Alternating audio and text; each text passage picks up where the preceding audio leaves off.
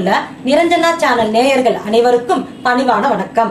இப்போது நாம் மகா சிவராத்திரி மகிமைகளை பற்றி தெரிந்து கொள்ள இருக்கிறோம். சிவ வழிபாடுகளில் முக்கியமானது மகா சிவராத்திரி விழா. இது மிகவும் சிறப்பு வாய்ந்த சிவ வழிபாடாகும். இதன் மேன்மையை உணர்ந்த ஸ்ரீ மகாவிஷ்ணு சிவ பெருமானிடம் மகா சிவராத்திரி பூஜை முறைகளை பற்றி கேட்டு தெரிந்து கொண்டு அதன்படி வழிபட்டார் என்கிறது சிவபுராணம். மகா சிவராத்திரி அன்று ஒரு வேடன் சிவபெருமானை வழிபட்டதால் மறுபிறவியில் குகனாக பிறந்த கதையை இப்போது நாம் விரிவாக தெரிந்து கொள்ள இருக்கிறோம். ருத்ரகன் என்ற ஒரு வேடவன் காட்டில் குடும்பத்துடன் வசித்து வந்தான். ஒரு நாள் வேட்டைக்கு சென்ற பொழுது எந்த மிருகமும் கிடைக்கவில்லை.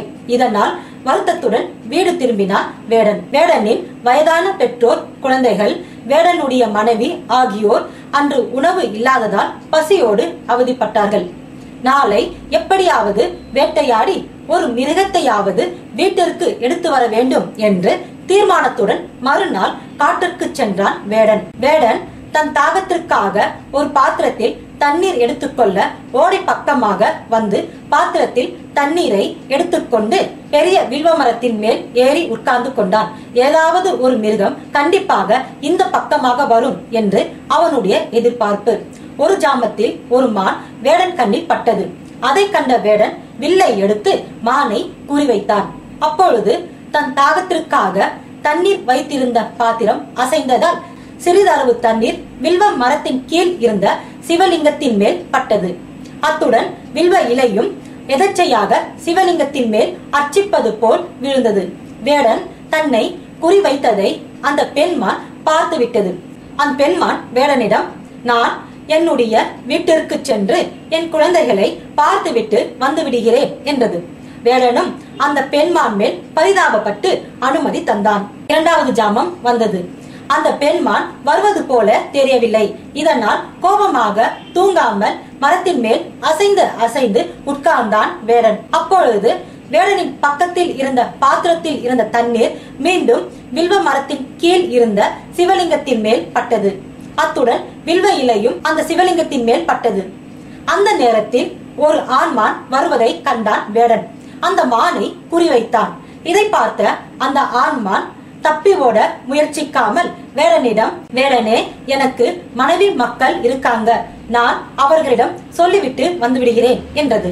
இதை கேட்ட வேடன் கடும் கோபமாக வில்லை எடுத்தான். அந்த நேரம் மூன்றாவது ஜாமம். மீண்டும் பாத்திரத்தில் இருந்த தண்ணீர் கீழே இருந்த சிவலிங்கத்தின் மேல் பட்டு வில்வ இலையும் சிவலிங்கத்தின் மேல் பட்டது.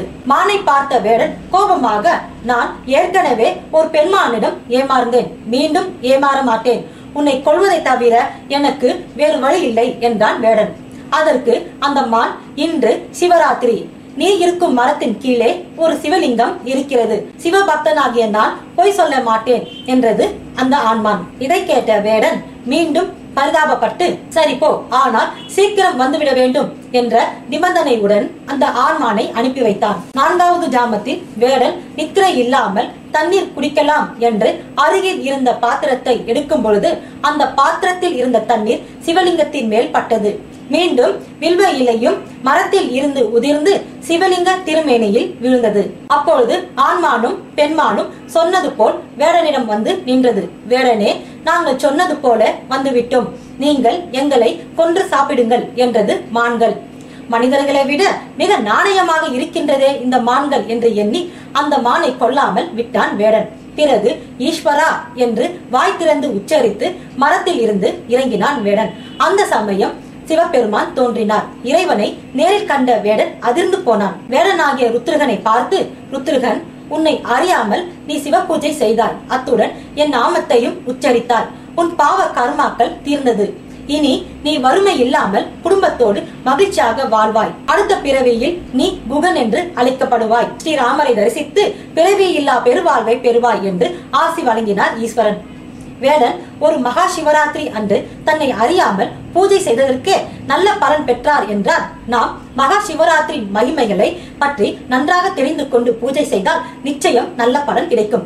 வீட்டில் மகா சிவராத்திரி அன்று பூஜை செய்யலாமா என்றால் தாராளமாக செய்யலாம். வீட்டில் சிறிய அளவில் சிவலிங்கத்தை வைத்து பூஜிப்பவர்கள் சிவலிங்கத்திற்கு 4 ஜாமத்திலும் மலர்கள், பன்னீர், வில்வ இலையால் பூஜிக்க வேண்டும். 4 ஜாமத்திலும் பூஜிக்க இயலாதவர்கள் இரவு 12 மணிக்கு சிவ பூஜை செய்தாலும் பலன் கிடைக்கும். மறுநாள் சிவாலயம் சென்று வழிபடுவது இன்னும் நல்லது. முருகப்பெருமான், சூரியன், இந்திரன், யமன், அக்னி, குபேரன் போன்றவர்கள் மகா சிவராத்திரி பூஜை செய்து பலன் அடைந்தார்கள். அதே போல பிரம்மதேவன் மகா சிவராத்திரி அன்று விரதம் இருந்து சிவபெருமானை வழிபாடு செய்ததால் சரஸ்வதி தேவி பிரம்மனுக்கு மனைவியாக அமைந்தார். ஸ்ரீ மகாவிஷ்ணு இந்த சிவராத்திரி விரதத்தை கடைபிடித்ததால் சத்ராயுதத்தை பெற்றார். அத்துடன் மகாலட்சுமியையும் மனைவியாக அமைய பெற்றார். சிவபெருமான் ஆழகால விஷம் உண்டு மயங்கி சாய்ந்தார். அப்பொழுது சிவபெருமானை தேவர்கள் பூஜித்த காலமே சிவராத்திரி. பிரளய காலத்தில் உலகம் முற்றிலும் அழியாமல் இருக்க இந்த அகிலத்தின் அன்னையான அகிலாண்டேஸ்வரி ஈஸ்வரனை சிவராத்திரி அன்று 4 ஜாமத்திலும் பூஜை செய்தார். மகா சிவராத்திரி அன்று பல மலர்களாலும் வாசனை திராவியங்களாலும் அபிஷேகம் செய்ய இயலாதவர்கள் தண்ணீரையும் வில்வ இலையையும் சர்வேஸ்வரனுக்கு சமர்ப்பித்து வெல்லம், பச்சரிசியையும் நெய்வேதனமாக படைத்து வணங்கி ஓம் நமச்சிவாயா அரஹர மகாதேவா என்ற மந்திரத்தை உச்சரித்தாலே சகல நன்மைகளையும் தருவார் சிவபெருமான். ஆன்மீக தகவல்கள், ஜோதிடம், வாஸ்து தகவல்களை அறிய bhaktiplanet.com பாருங்கள். உங்களிடம் இருந்து விடைபெறுவது நிரஞ்சனா. நன்றி, வணக்கம்.